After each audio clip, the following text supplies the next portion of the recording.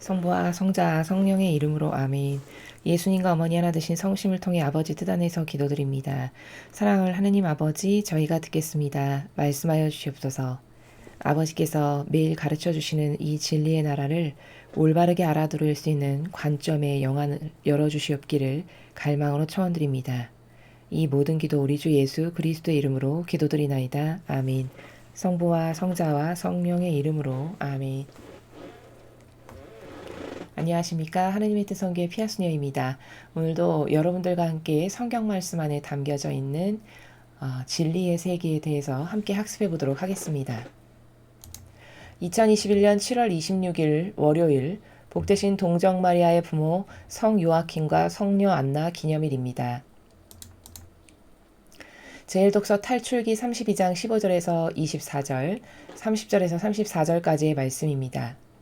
그 무렵 모세는 두 증언판을 손에 들고 돌아서서 산을 내려왔다. 그 판들은 양면에 곧 앞뒤로 글이 쓰여 있었다. 그 판은 하느님께서 손수 만드신 것이며 그 글씨는 하느님께서 손수 그 판에 새기신 것이었다. 여호수아가 백성이 떠드는 소리를 듣고 진영에서 전투 소리가 들립니다. 하고 모세에게 말하였다. 그러자 모세가 말하였다. 승리의 노랫소리도 아니고 패전의 노랫소리도 아니다. 내가 듣기엔 그냥 노랫소리일 뿐이다. 모세는 진영에 가까이 와 사람들이 춤추는 모습과 숫송아지를 보자 화가 나서 손에 들었던 돌판들을 산 밑에 내던져 깨버렸다. 그는 그들이 만든 수송아지를 가져다 불에 태우고 가루가 될 때까지 빻아 물에 뿌리고서는 이스라엘 자손들에게 마시게 하였다. 모세가 아론에게 말하였다. 이 백성이 형님에게 어떻게 하였기에 그들에게 이렇게 큰 죄악을 끌어들였습니까? 아론이 대답하였다. 나리 화내지 마십시오. 이 백성이 악으로 기울어져 있음을 아시지 않습니까? 그들이 나에게 앞장서서 우리를 이끄실 신을 만들어 주십시오. 우리를 이집트에서 데리고 올라온 저 모세라는 사람은 어떻게 되었는지 모르겠습니다. 하기에 내가 그들에게 금부치를 가진 사람은 그것을 빼서 내시오 하였더니 그들이 그것을 나에게 주었습니다. 그래서 내가 그것을 불에 던졌더니 이 수송아지가 나온 것입니다. 이튿날 모세가 백성에게 말하였다. 너희는 큰 죄를 지었다. 행여 너희의 죄를 갚을 수 있는지 이제 내가 주님께 올라가 보겠다. 모세가 주님께 돌아가서 아뢰었다. 이 백성이 큰 죄를 지었습니다. 자신들을 위하여 금으로 신을 만들었습니다. 그러나 이제 그들의 죄를 부디 용서해 주시기 바랍니다. 그렇게 하시지 않으려거든 주님께서 기록하신 책에서 제발 저를 지워주십시오. 주님께서 모세에게 말씀하셨다. 나는 나에게 죄 지은 자만 내 책에서 지운다. 이제 너는 가서 내가 너에게 일러준 곳으로 백성을 이끌어라. 보아라, 내 천사가 네 앞에 서서 나아갈 것이다. 그러나 내 징벌의 날에 나는 그들의 죄를 징벌하겠다. 주님의 말씀입니다. 하느님 감사합니다.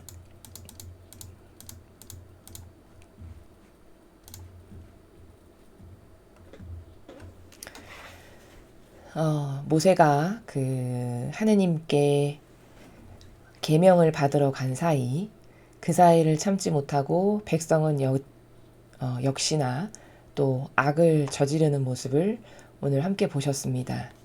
오늘 이 복음을 통해서 특히 이 아론이라는 인물을 통해서 감성주의자, 교묘하고 유려한 악이 어떻게 인간 안에서 역사하는지에 대해서 여러분과 함께 살펴보도록 하겠습니다. 자, 먼저 첫 줄에 보면은 이제 하느님께서 10개의 계명을 돌판에 직접 새겨서 만들어 주셨죠. 그 증언판을 말하는 것이죠. 증언판을 손에 들고 돌아서서 산을 내려왔다. 자, 하느님께서 돌판에 계명을 손수 새겨주신 이유는 뭘까요? 그것은 바로 돌에 새겼다는 것은 영원히 없어지지 않을 것이다 라고 하는 상징이죠. 종이나 이렇게 쉽게 찢어지거나 없어질 것에 새기시지 않고 돌에 파서 새겨주셨다. 그 상징적 의미는 이것은 영원히 없어지거나 변질되지 않을 것이다. 내가 너희들에게 주는 계명은 그래서 돌판에 새겨주신 것이고 그 상징의 의미를 가지고 있다. 이렇게 우리가 볼 수 있습니다. 자, 그런데 백성이 떠드는 소리가 들렸던 거죠. 여호수아는 이제 모세랑 같이 따라간 상태죠. 그러니까 여호수아가 백성의 저 아래서 시끌시끌한 소리가 들리니까 진영에서 전투 소리가 들립니다. 이렇게 모세에게 말을 한 것이죠. 그랬더니 모세도 그 소리를 가만히 듣더니 승리 노랫소리도 아니고 패전의 노랫소리도 아니다. 내가 듣기엔 그냥 노랫소리인 것 같다. 이제 이렇게 이야기를 합니다.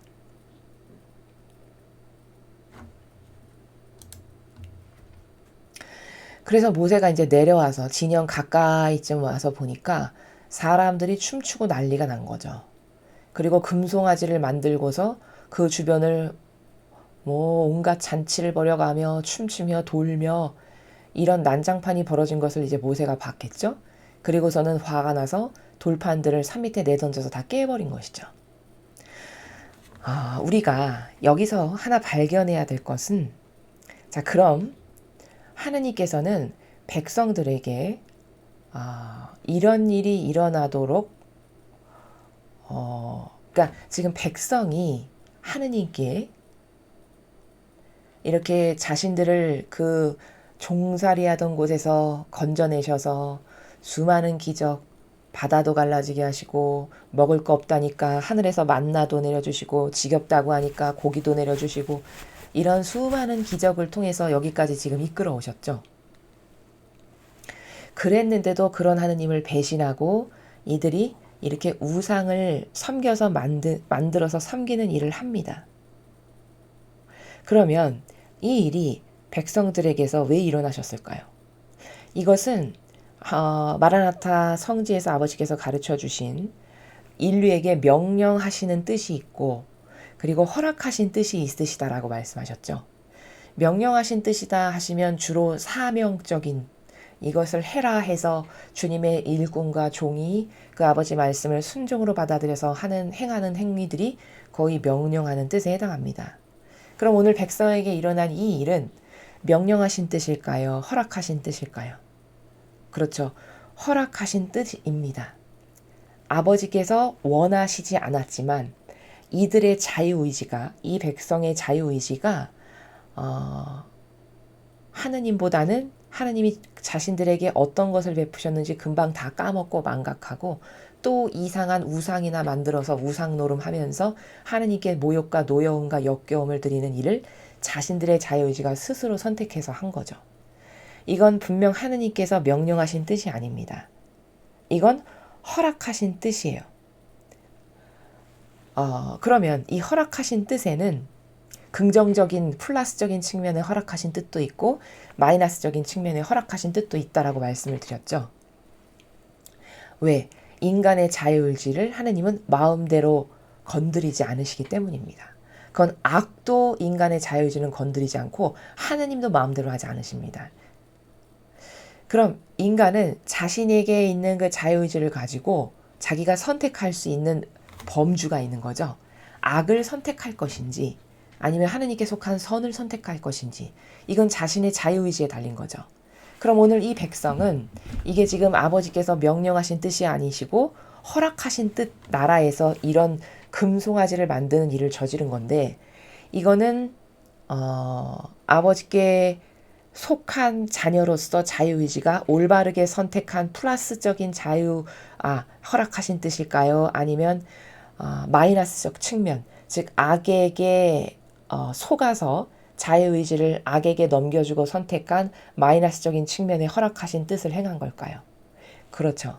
이들의 자유의지가 악과 하나 되어서 그 자아의 종인 악이 시키는 대로 한 허락하신 뜻을 지금 행한 겁니다. 그게 이 백성이 행한 금송아지를 만든 사건이다라는 겁니다. 그럼 아버지는 이걸 원하셨냐? 절대 원치 않으셨죠. 백성이 아버지를 배신하고 우상이나 만들어가지고 그걸 떠받들고 섬기는 걸 아버지는 원치 않으셨지만 그냥 허락하실 수밖에 없습니다. 왜? 자유의지를 강요하시지 않기 때문이에요.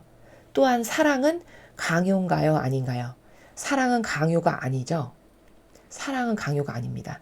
아버지는 사랑을 강요해서 받지 않으세요. 그렇기 때문에 그냥 가만히 내버려 두시는 것이죠. 인간의 자유의지가 무엇을 선택하는지만 이렇게 보시는 거죠.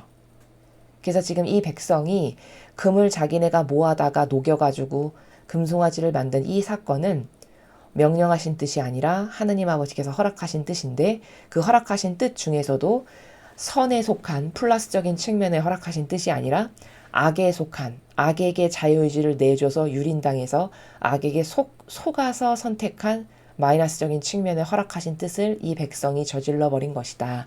이렇게 우리가 분석할 수 있다라고 말씀을 드립니다. 자, 그래서 이제 모세가 직접 보니까 화가 나서 다 돌판을 던져서 깨버릴 만큼이 된 겁니다. 그래가지고는 모세가 내려와서 한 것이 그 숫송아지를 당장 불에다 가져다가 다 태워버린 거죠. 그리고 아주 바스러져서 가루가 될 때까지 그걸 다 빻았습니다. 그리고서는 물에 타가지고 이스라엘 거기 있던 백성들, 이런 짓을 한 자손들에게 다 마시게 해버렸습니다. 이게 악을 부숴버리는 일을 모세가 이렇게 한 거죠. 그 악을 자기 손으로 다 불태워버리고 불살라버려서 악을 패배시키는 일을 20절과 같이 모세가 직접 한 행위다라는 겁니다. 자, 그리고서는 자신이 자리를 비웠으면 그때 리더는 아론이죠. 자신의 형인 아론. 그래서 이제 아론에게 가서 묻는 거죠. 아니, 이 백성이 형님에게 어떻게 했길래 그들에게 이렇게 큰 죄악을 끌어들였습니까? 이렇게 묻습니다. 22절을 여러분 잘 보십시오. 아론이 어떻게 대답하는지 잘 보십시오. 이렇게 물었더니 아론이 뭐라고 대답했냐? 날이 화내지 마십시오. 자, 동생이죠. 모세가. 아론이 형입니다. 근데 동생에게 날이 화내지 마십시오. 이렇게 첫 행간의 첫 단어가 날이에요. 그럼 이건 형이 동생에게 할 단어는 아니죠. 사용해야 될. 그럼 날이 화내지 마십시오라고 하는 이 행간에서 왜 날이라고 했을까요? 뭔가 찔리고 궁색한 게 있으니까 알아서 자신을 낮추는 나라로 지금 가는 것을 우리가 볼 수 있다는 겁니다. 이 사람이 참으로 공손하고 인격이 훌륭해서가 아니라 날이 화내지 마십시오. 이 날이라는 단어가 이 사람의 인격이 훌륭해서 모세를 지도자로서 존경하고 존중해서 날이라는 단어를 쓴 게 아님을 이 아론이 줄줄이 하는 말의 행간의 나라를 통해서 우리가 얼마든지 분석할 수 있는데, 자, 뒷문장을 보시죠.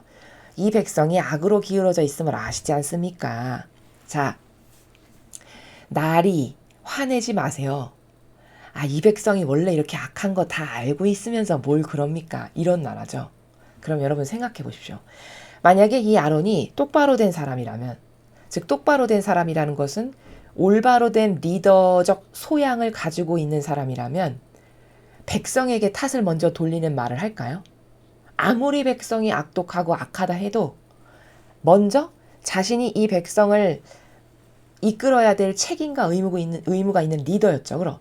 그런데 이런 일이 벌어졌잖아요. 그럼 그 모든 책임은 어찌됐건 간에 첫 번째로 누구에게 있는 겁니까? 아론에게 있는 겁니다. 왜? 아론이 리더니까요. 그럼 이 아론이라는 사람이 올바로 된 지도자적 근성이나 소양을 갖고 있는 사람이라면, 죄송합니다. 내가 부덕해서, 내가 모자라서 이 백성의 꼬임에 넘어가가지고 이런 일을 벌였는데 다 내 죄입니다. 내 탓입니다. 최소 이런 정직성을 가지고 있어야 하겠죠. 근데 아론은 대답하는 행간의 나라를 보면 날이 이렇게 첫 단어를 딱 띄고 화내지 마십시오. 그리고 바로 한다는 말이, 이 백성이 원래 이렇게 악한 거 자네도 그 이집트 나올 때부터 봐서 잘 알고 있지 않은가, 이 말이에요. 그럼 이거는 남 탓하는 행간이죠. 그것도 리더가 돼서. 그럼 이게 올바른 행간을 가지고 있는 사고방식이 아님을 여러분 아시겠죠. 그러니까 이 두 번째 문장을 통해서도 아론은 똑바로 된 리더가 아닙니다. 그러니까 날이라는 단어를 쓴 행간의 나라는 존중의 나라에서가 아니라 모세에게 알아서 지금 궁색하니까 이렇게 된 거를 들키다 보니 궁색한 양심의 변명의 나라에서 날이 이렇게 말했다라는 걸 우리가 확인할 수 있다는 겁니다. 이렇게 변명을 하고 남 탓을 했어요. 백성 탓을. 자, 그리고 그들이 나에게 앞장서서 우리를 이끄실 신을 만들어 주십시오. 우리를 이집트에서 데리고 올라온 저 모세라는 사람은 어떻게 됐는지 모르겠습니다. 하길래 내가 그들한테 그럼 금붙이 가진 사람은 그것을 빼서 내시오 했더니 그들이 자기가 갖고 있는 금을 다 주섬섬 꺼내서 나한테 줘서 내가 그 불에 녹여가지고 이렇게 만든 겁니다. 이런 이야기를 쭉 해요. 자, 여러분 여기 행간을 보시면요. 지금 23절과 24절을 통해서 우리가 얼마든지 이 상황이 어떻게 전개된 건지를 추론이 가능한 것이 지금 아론은요. 이 백성이 모세가 간지 40일 만에 돌아오잖아요. 그러니까 뭐 하루 이틀도 아니고 일주일도 아니고 2주가 돼도 안 오고 이러니까 이 어리석은 백성의 입장에서는 어머 뭐 하느님 만나러 뭐 산속에 어디 간다더니 죽었나 보네. 이렇게 생각을 한 거예요. 자기네들끼리. 그러니까 23절에 우리를 이집트에서 데리고 올라온 저 모세라는 사람이 어떻게 되는지 모르겠습니다. 이 말을 하죠. 그럼 저 말의 행간의 나라는 뭐죠? 아 이렇게 안 오는 거 보니까 죽은 거 같은데 쉽게 말하면 이 나라죠. 그렇죠? 아 죽은 거 같은데 이제 그 사람 죽었으니 우리를 이끌 신을 당신이 만드시오 해서 아론에게 금을 갖다 준 거예요. 그럼 이 전후 사정을 봤을 때 지금 이게 상황이 어떻게 된 거냐? 모세가 죽은 줄 알고 백성이 자기를 떠받드니까 아니 저 모세라는 사람은 죽었나 본데 당신이 우리를 여기 갖고 왔으니 라고 하면서 은근히 아론을 부추겼겠죠. 이 백성들의 행간의 나라를 통해 보면. 그래서 백성들이 자기를 떠받드니까 마치 이제 자기가 리더라도 된 양 그 백성들 안에 기승하는 악에 동요돼가지고 이런 일을 벌인 거죠. 이게 진실이죠. 이게. 그러니까 더 적나라하게 말하면 사실 아론도 모세가 죽은 줄 알고 이제 자기가 리더 해야 되겠다라고 마음 먹었던 거예요. 그러니까 이제 백성에게 물론 충동질한 건 백성이지만 그렇다고 해서 그 충동질을 했을 때 넘어간 게 잘했냐? 그건 아니죠. 만약에 23절과 24절 같은 나라였다. 그러면 아론이 리더로서 어떻게 처신했어야 될까요? 이렇게 했어야 되겠죠. 최소. 그러면 이렇게 오랫동안 안 오는 것을 보니 무슨 일이 있는 모양인데 내가 찾으러 가보겠습니다. 이렇게 해서 자기가 찾으러 나서던가 아니면 백성을 같이 대동하고 우리 같이 찾으러 가봅시다. 뭐 이렇게 하던가 어떤 이런 조치를 취해야 되는 게 맞겠죠. 근데 여기 보면은 찾으러 갈 생각은 전혀 안 해요. 그냥 단정해버리죠. 자기네들이. 죽은 것 같아 어차피. 당신이 하시오 우리들의 리더. 그리고 우리가 이렇게 모실 신도 하나 있어야 되지 않겠어? 그러니까 우리 이거 금송아지 우리 신으로 합시다. 뭐 이렇게 된 거죠. 그리고 자기가 리더를 한다니까 은근히 좋았겠죠. 그러니까 그들과 같이 부화내동해서 이런 금송아지를 만든 이게 진실이라는 겁니다. 이 모든 문맥을 통해서 우리가 이 행간의 나라를 살펴보았을 때. 그런데 그게 진실인데 아론은 정직하게 자신의 그런 마음의 양심의 나라에서 이것을 성찰을 하고 모세에게 올바르게 고백을 하질 않고 어떻게 답변을 하고 구렁이 담 넘어가듯이 넘어가냐면 나리 화내지 마십시오. 원래 이 백성이 이렇게 악한 거 다 알고 있지 않습니까? 요렇게 말을 했어요. 여기 정직성이 있습니까? 아니면 절대성이 있습니까? 양심이 있습니까? 아무것도 보이지 않죠? 바로 이게 이 아론이 대답한 단 두 문장을 통해서 아론이라는 사람이 어떤 사람인지 분석이 가능한데 이 사람은 교묘하고 유려한 행간을 가진 악에 동조하는 사람입니다. 그리고 아론은 이렇게 백성이 충동질할 때 왜 그 백성의 충동질에 넘어갔을까요? 근시안적 소경이었으니까. 근시안적 소경이라는 건 뭐죠? 당장 내 눈앞에 이득이 되고 내가 좋아져. 그러면 그것에 혈안이 돼서 그것을 덥석 잡는. 거시적 관점에서 결과론적 사고방식으로 이게 이렇게 하는 게 하느님 보시기에 옳은가 맞는가. 아버지께서 이걸 양심 없다 하실 텐데 이러면 안 되지. 이게 거시적 사고방식이고 결과론적 사고방식입니다. 근데 아론은 지금 보니까 그런 사고방식이 전혀 없죠. 순전히 충동질하니까 냄비 뚜껑 뒤집어지듯이 금방 부안해동했고 사실 부안해동했던 결정적 이유는 이제 자기가 리더가 될 것 같으니까. 근시안적 소경이다 보니 그 자애심과 이기심이 은근히 자기가 리더가 되는 게 좋았겠죠. 그러니까 그 백성의 충동질에 하나 돼가지고 내가 리더해. 그래 그럼 신은 우리가 금으로 이렇게 만들자. 이런 제스처와 상황으로 흘러갔음을 우리가 여기서 다 분석이 가능하다는 겁니다. 그리고 이렇게 양심도 없고 정직성도 없고 절대성도 없어서 교묘하고 유려하기 그지없는 그러나 얼마나 교묘하고 유려한 게 나쁜 막이냐면 표현을 이렇게 부드럽게 하잖아요. 이 상황에서도 이 지경이 된 상황에서조차도 날이 화내지 마십시오. 이 백성이 악으로 기울어져 있음을 아시지 않습니까? 얼마나 유려하고 부드럽습니까? 여기 뭐 욕을 하거나 화를 내는 나라가 단 하나도 보이지 않아요. 그럼 그게 좋은 거냐? 교묘하고 유려한 마귀의 특징이 뭐냐? 이런 결정적 순간까지도요. 결단코 정의가 지켜지지 않았다고 해서 화를 내는 법이 없어요. 여러분 속성이 얼마나 무서운지 더 디테일하게 분석을 해보겠습니다.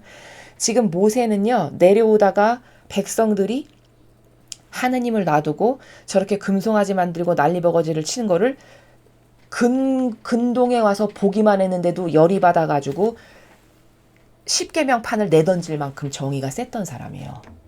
확연히 비교가 되시죠. 모세와 아론은 속성이 완전히 달라요. 극과 극입니다. 모세는 정의감으로 뜨거웠던 사람이었기 때문에 하느님의 일꾼이 됐다라고 제가 말씀을 드렸습니다. 정의가 있으니까 동포를 괴롭히는 이집트 사람도 죽일 수 있는 용기가 있는 겁니다. 여러분 유려하고 착해 보이는 마귀가 정의가 있습니까? 거긴 정의가 없어요. 온통 병든 자비와 기호와 정서밖에 없습니다. 그러니까 남의 눈으로 봤을 땐 한없이 착해 보여요. 그지없이 자애롭습니다. 그런데 하느님은 그런 속성을 가진 사람을 절대 결단코 하느님의 일꾼이라고 해서 크게 쓰지 않으세요. 바리새인 율법학자가 다 거기에 속하는 그런 속성을 가진 사람들이었거든요. 근데 오늘 아론도 똑같아요. 모세와 얼마나 대조적이냐. 모세는 비탈길 내려오다 보니까 근동에서 금만 들고 노래 부르고 소리 지르고 난리 난 걸 본 거예요. 그러니까 그때부터 혈압이 올라가지고 그 정의가 들끓어가지고 그걸 참을 수가 없어가지고 그 정의가 십계명판을 던져서 깨버릴 만큼 셌어요. 이게 좋은 속성인 겁니다. 이게 예와 아니오가 분명한 속성인 거예요. 이게 하느님 보시기에 과연 옳다라고 해서 선택하시는 영혼은 다 이런 속성을 가지고 있습니다. 근데 비교해보세요. 아론은 지금 22절의 행간의 나라를 보세요. 여기 화내거나 어떤 정의가 불끈 솟아올라가지고 이건 아니다 해서 하느님이 주신 것에 위배되는 것에 대해서 내가 잘못했어. 이건 나의 큰 죄입니다. 뭐 이런 행간의 나라가 전혀 없죠. 그저 부드럽고 친절하고 하염없이 자비로워 보이기만 해요. 쓰는 단어 하나까지도. 이게 뭐냐? 이게 바로 교묘하고 유려한 마귀라는 겁니다. 이렇게 사람을 속성을 가지고 저 사람이 어떤 속성을 가지고 있고 하느님이 그래서 어떤 속성을 어여삐 보셔서 주님의 큰 일꾼으로 쓰셨는지는 이런 속성 분석을 통해서 다 발견할 수 있습니다. 오늘 우리가 이 복음에서 가장 크게 두드러지게 볼 수 있는 건 아론 안에 있는 악이에요. 아론이라는 사람 같은 유형의 이런 속성을 가진 사람이 잘 속아 넘어가고 유린당하는 악의 종류가 뭐냐면 교묘하고 유려하고 부드러운 마귀. 그 마귀는 아론 같은 사람을 아주 충직한 도구로 활용해서 이렇게 자기 마귀 도구로 씁니다. 아론은 오늘 거기에 당한 거예요. 그리고서 그 사람이 쓰는 행간의 나라를 보니까 이렇게 부드러울 수가 없어요. 지금 모세는 화가 펄펄 끓어올라서 판을 던져서 쪼개버릴 만큼인데 전혀 화가 안 나죠? 여기 보세요. 끝까지 부드럽고 친절해요. 그래서 그들이 그렇게 말을 하길래 그럼 금붙이 가진 사람은 가져오시오 했더니 그들이 나한테 줘서 그래서 내가 수송아지 만든 겁니다. 이렇게 태연하게 변명의 나라에서 쭉 이야기합니다. 이게 얼마나 하느님 보시기에 역겨운 속성인가를 깨달아야만 지금 우리가 살아가고 있는 시대에 많은 사람들이 속고 있는 악이 바로 아론과 같은 스타일의 마귀에게 많이 넘어가고 속거든요. 그럼 그런 마귀에게 속아 넘어가지 않으려면 오늘 이 아론이 말하는 행간의 나라 같은 것을 잘 분석해서 아론의 안에 있는 마귀는 어떤 마귀인가를 철저히 깨달아야 한다는 것이죠. 근데 사람은요, 근시안적이고 형상적이고 기호적이고 경향적인 것에 지배받는 사람은요, 모세와 아론 두 사람을 이렇게 갖다 놓잖아요. 그럼 누굴 착하다고 할까요? 100이면 100 거의 다 아론을 착하다고 하고 모세는 저 사람 참 승질 더럽네. 아, 그래, 그걸 집어던져서 판을 깨기까지 해, 그래? 아마 이렇게 말할 거라는 겁니다. 근데 하느님은 그 모세를 더 사랑하셔서 모세를 주님의 일꾼으로 쓰시지, 아론을 독자적으로 발탁하셔서 하나님의 큰 일꾼으로 쓰시진 않아요. 물론 여기서 아론이 모세를 도와서 하나님의 일을 좀 하긴 했지만, 주도적인 역할을 모세를 시키지 않고 아론을 시키지 않고 모세가 다 했죠. 그것도 그런 이유에서입니다. 그냥 형은 모세가 초반에 제가 말재주가 없어서 이렇게 말하니까 그냥 조금 도와줘라 해서 돕는 사람으로 보내신 겁니다. 그래서 이 모세와 아론 두 사람을 비교 분석함으로써 유려하고 교묘한 마귀, 그저 끊임없이 부드러운 단어와 처세와 처신과 친절해 보이고 화 하나도 안 내서 너무나도 착해 보이는 이런 행간의 마귀가 얼마나 고약하고 악독한 마귀인가를 오늘 아론이 말하는 행간을 통해서, 상대적으로 모세는 아주 예와 아니오가 너무나도 분명해서 아닌 것 앞에는 불이 끓어올라서 하느님이 주신 것인데도 불구하고 집어 던져가지고 그걸 박살나서 깨지게 하는 이런 정의가 들끓었던 사람이라는 것을, 이 극과 극의 대조를 통해서 누가 진짜 하느님의 일꾼인가를 여러분은 잘 분별하실 수 있는지, 이런 것에 대해서 우리가 오늘 일독서를 통해서 곰곰이 생각해 보아야 할 것입니다. 자, 계속해서 오늘 주신 복음 말씀 보시겠습니다. 마태오복음 13장 31절에서 35절까지 말씀입니다. 주님 영광 받으소서. 그때 예수님께서 비유를 들어 군중에게 말씀하셨다. 하늘나라는 겨자씨와 같다. 어떤 사람이 그것을 가져다가 자기 밭에 뿌렸다. 겨자씨는 어떤 씨앗보다도 작지만 자라면 어떤 풀보다도 커져 나무가 되고 하늘의 새들이 와서 그 가지에 깃들인다. 예수님께서 또 다른 비유를 그들에게 말씀하셨다. 하늘나라는 누룩과 같다. 어떤 여자가 그것을 가져다가 밀가루 서말 속에 집어넣었더니 마침내 온통 부풀어 올랐다. 예수님께서는 군중에게 이 모든 것을 비유로 말씀하시고 비유를 들지 않고는 그들에게 아무것도 말씀하지 않으셨다. 예언자를 통하여 나는 입을 열어 비유로 말하리라. 세상 창조 때부터 숨겨진 것을 드러내리라 하신 말씀이 이루어지려고 그리 된 것이다. 주님의 말씀입니다. 그리스도님 찬미합니다. 여러분이 익히 많이 보셔서 잘 알고 계시는 복음의 내용입니다. 오늘 이 마테오 복음에서 가장 중요한 핵심 단어는 겨자씨와 여기 누룩 두 개의 단어입니다. 공통점은 뭐죠? 너무나도 작다는 게 공통점입니다. 누룩 같은 경우는 맨눈으로 잘 이렇게 구분이 안 될 만큼 작죠. 겨자씨도 너무 작아서 어떤 씨앗보다도 아주 작은데, 그렇게 두 개 다 아주 작은데 그 작은 것이 막대한 영향력을 끼쳐서 하나님의 영광을 드러내는 어떤 큰 열매를 맺더라. 이게 공통적 원리죠. 그렇죠? 겨자씨와 누룩에. 우리는 이것을 제목을 어떻게 붙일 수 있냐? 자금의 위대성이다. 이렇게 붙일 수 있습니다. 즉 인간은 사고방식 자체가 유물론적이고 현상적이고 그리고 이 눈에 보이는 것에만 갇혀 살다 보니까 눈에 봤을 때 큰 거, 좋아 보이는 거, 있어 보이는 거, 형상적으로 두드러지는 거, 이것에 관심을 갖고 포커스를 맞추고 그런 것에 뭐 대단한 게 있다라고 생각을 해서 그 기준에 근거해서 판단하고 분별을 합니다. 근데 천상의 나라는 정반대라고 제가 말씀을 드렸죠. 아버지는 작은 것만 보십니다. 아주 작은 것. 아주 작은 것, 즉 속성, 근원, 이렇게도 말할 수 있는데요. 어떤 것의 속성, 근원을 보시고 무엇을 결정도 하시고 선택도 하십니다. 이게 하느님과 인간이 사고방식이 얼마나 다른가. 그럼 하느님이 그렇게 보시는 그 기준이 진실인데 인간은 이 진실과는 완전히 동떨어진 정반대에서 무엇을 선택하고 뭐 사랑도 하고 분별도 하니 얼마나 잘못된 것을 한평생 분별하고 선택도 하고 행동도 하면서 살까.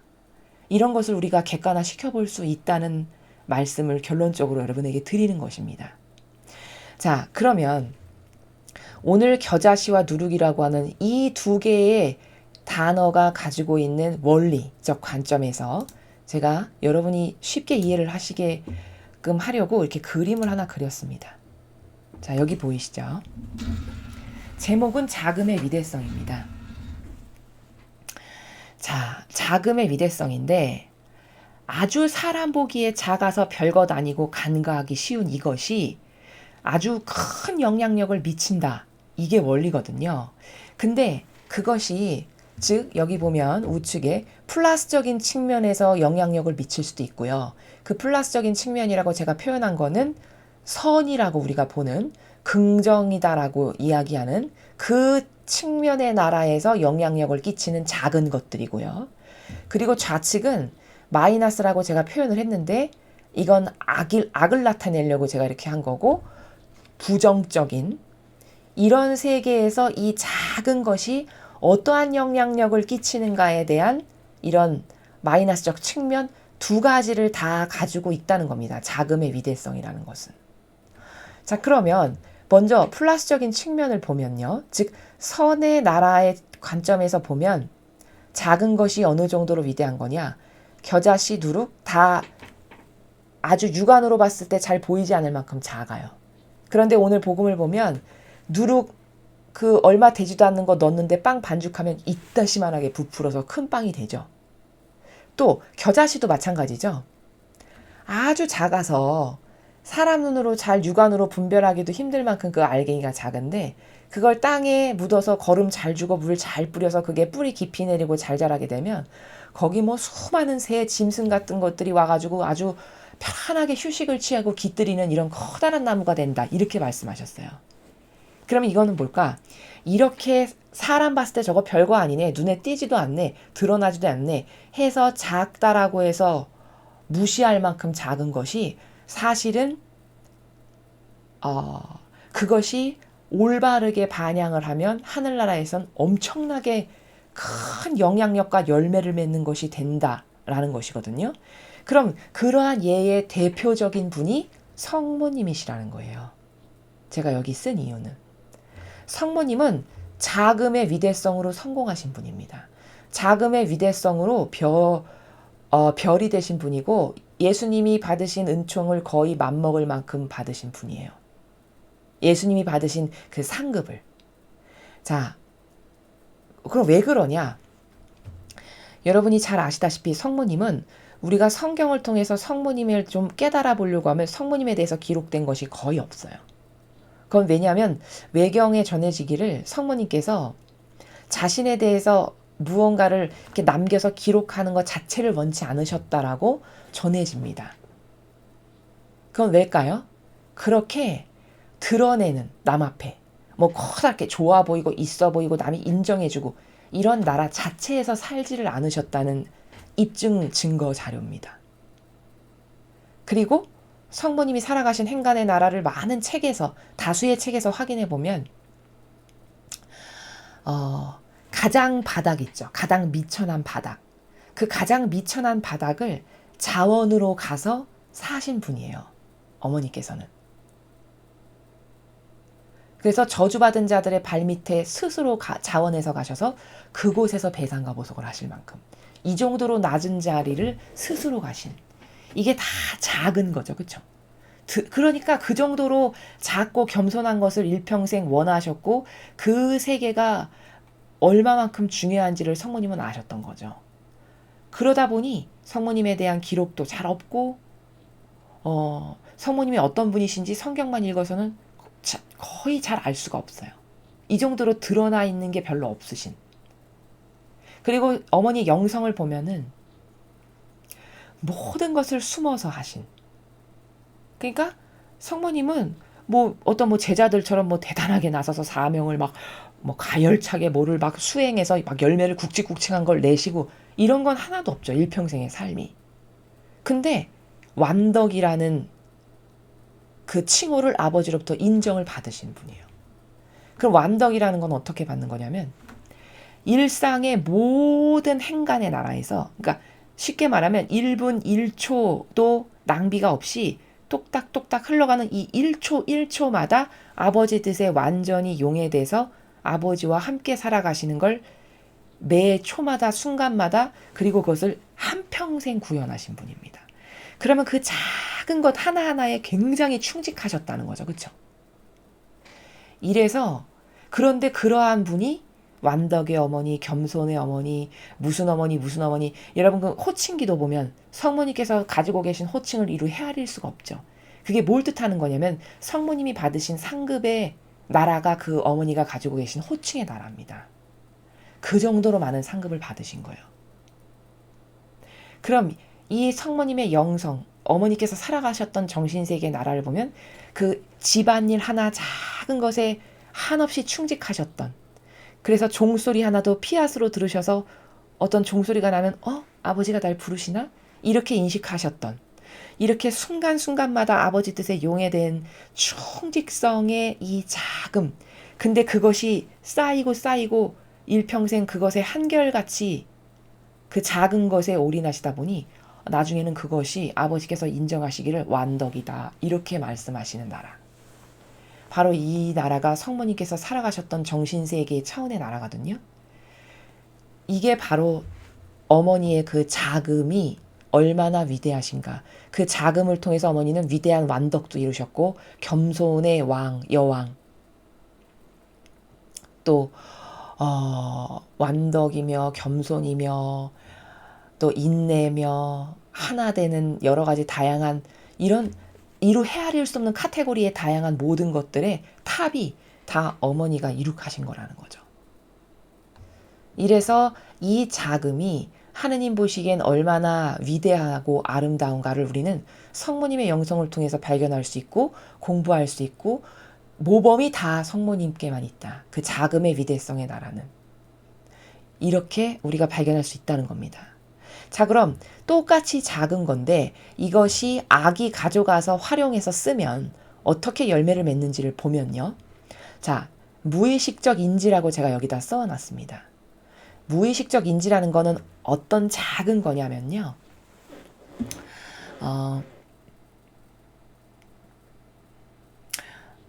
아이가 미국에서 태어났어요. 그러면 미국에서 태어나서 응애 울면서 미국의 내 부모님인 엄마 아빠가 매일 영어를 써요. 그러면 그 영어를 매일매일 쓰는 엄마 아빠 밑에서 살면 그 아기가 영어를 배워야지 이렇게 각오하지 않아도 자연스럽게 영어 배우죠. 3살, 4살, 5살만 돼도 훌륭하게 유창하게 영어를 잘합니다. 그러면 이게 바로 뭘까요? 이게 무의식적 인지로 나도 모르는 사이에 스며들고 빨아들여서 내 것이 되게 한 겁니다. 그러니까 이것도 굉장히 작은 나라죠. 스며들고 빨아들여지는 게 눈에 보이지도 않아요. 그쵸? 그냥 같이 밥 먹고 잠자고 살고 놀고 이게 다예요.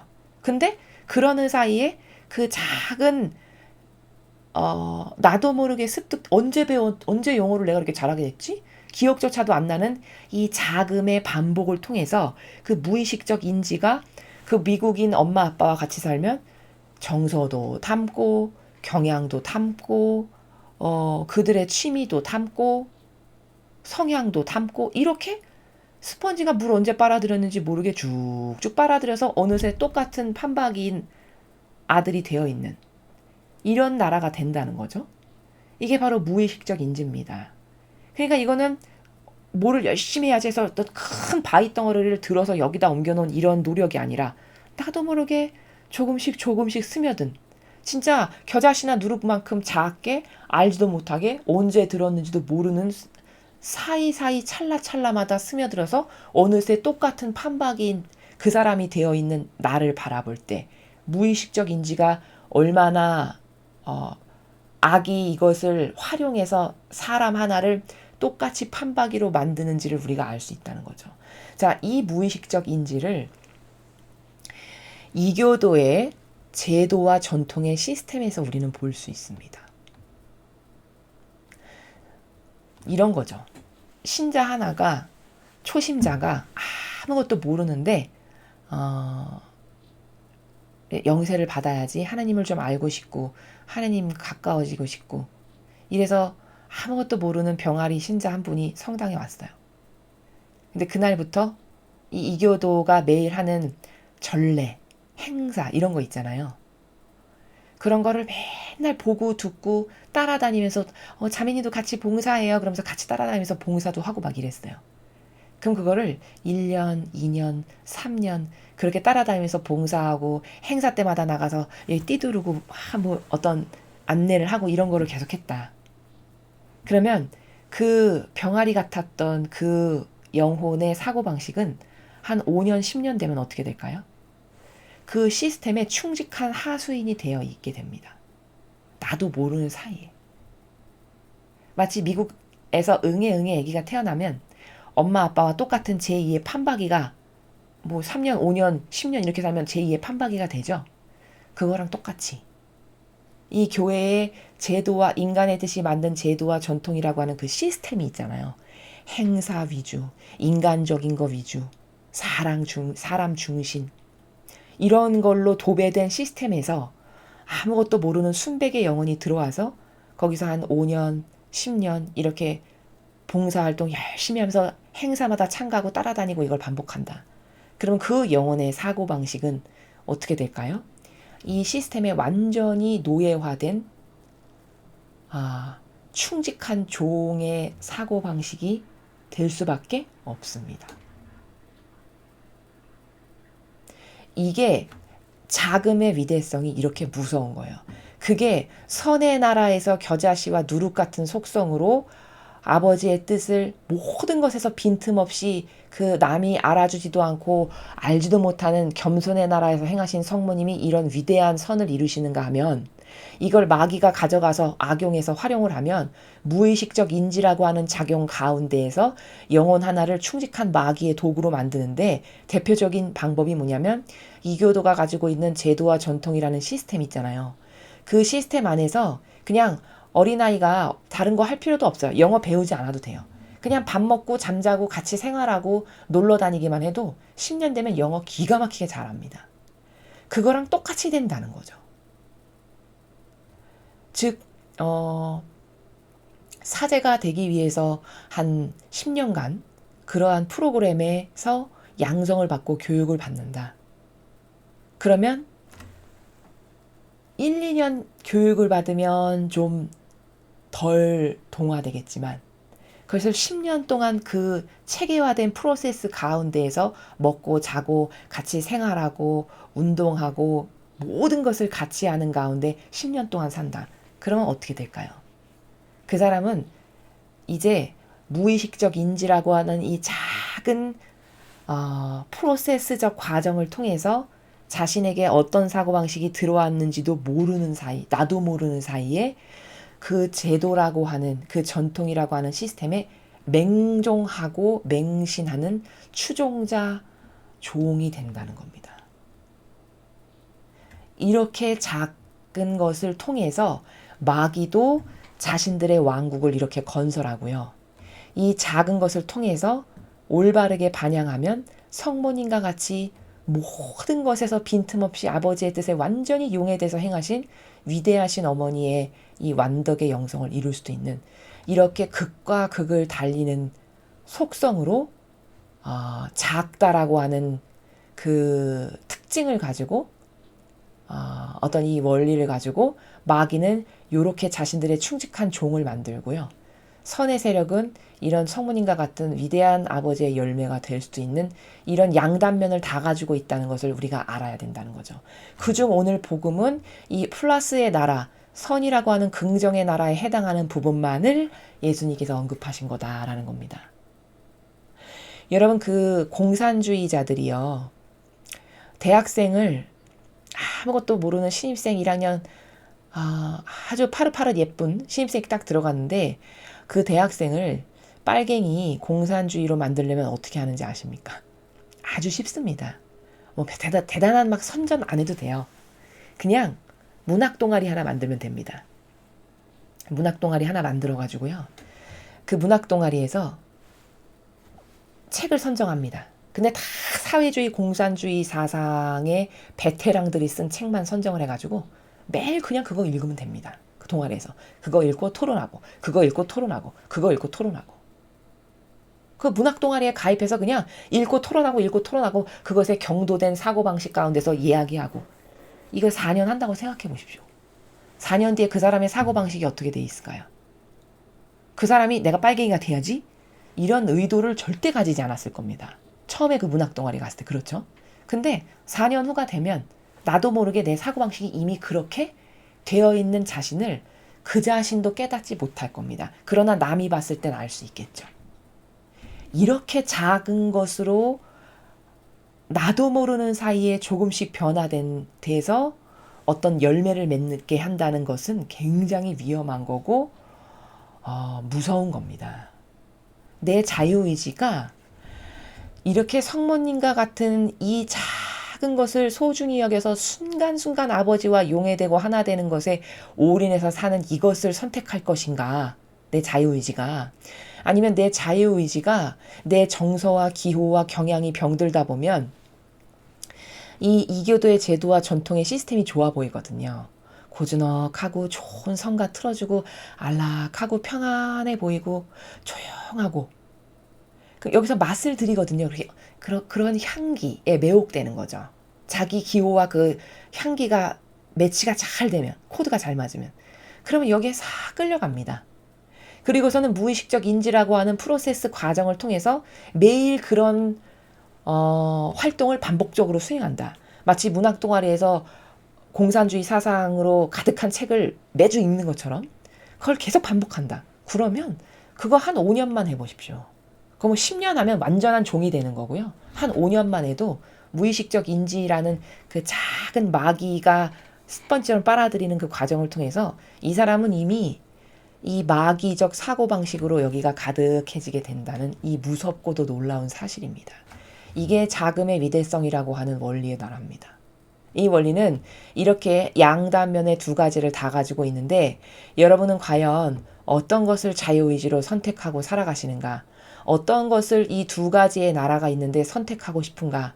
이것을 잘 보시고 또 주변에 있는 사람도 이 두 가지의 분별의 기준을 가지고 어떤 사람은 그 자금의 위대성이라고 하는 나라에서 이 악의 세력에 빠져들어가지고 나도 모르는 사이에 무의식적 인지로 그 세력에 완전히 동화되고 하나 되어 있는 사람이 보일 거고 어떤 사람은 진리를 발견하고 점점 이 거룩하고도 아름다운 아버지의 정신세계에 매혹적이면 자꾸 성모님을 닮고 싶고 성모님의 행간의 나라에서 더 작아지고 더 낮아지고 더 정직해지는 나라로 갈 거고 이렇게 두 가지를 구분할 수 있는가 나는. 그리고 나는 이 두 가지 중에 어떤 것을 선택해서 지금 살아가고 있는가. 이런 것을 스스로 점검해 볼 수 있다라는 점입니다. 오늘 복음에서 우리는 자금의 위대성이라고 하는 관점의 나라에서 예수님께서 말씀하신 내용을 살펴보았습니다. 그리고 일독서에서는 아론과 모세라고 하는 두 사람의 대조적인 속성을 통해서 사람은 모세를 절대 착하다 하지 않을 거라는 겁니다. 훌륭하다, 하느님의 아주 충직한 종이고 일꾼이야 이렇게 보지 않을 거라는 거죠. 오히려 아론을 보면 아유 착하시네 법 없이도 살 뿐이셔 이렇게 말할 거라는 겁니다. 그럼 도대체 무엇에 근거해서 그렇게 분별하고 말하는가? 이것에 대한 검식은 안 해보는 거죠. 아버지는 모세를 훌륭한 일꾼이다 하시지 아론은 이렇게 교묘하고 유려하기가 이를 데가 없어서 자기 잘못인데 자기 잘못을 정직하게 인정할 수조차도 없는 행간에서 그것도 모세가 없으면 자기가 그 세력의 리더인데 이런 허접한 나라에서 살아가는 것을 우리가 오늘 확인할 수 있었죠. 그럼 사람의 사고방식은 옳고 그른 것을 분별하는 데 있어서 얼마나 잘못된 기준으로 살아가는가 이런 것에 대한 내용을 배웠습니다. 오늘 여러분께서 배우신 이 진리의 분별의 기준을 가지고 내가 나의 주변에 그리고 나 자신을 성찰할 때 내가 지금 어떤 것에 하나 되어 있는가 혹은 어떤 것에 속고 있는가 이런 것을 스스로 발견해 보시는 그래서 발견해서 아버지의 이 질서로 달라지기를 갈망하셔서 이 아름다운 사고방식이 여러분들의 것이 되셨으면 좋겠습니다. 이상으로 2021년 7월 26일 월요일 복음의 설을 마치겠습니다. 감사합니다.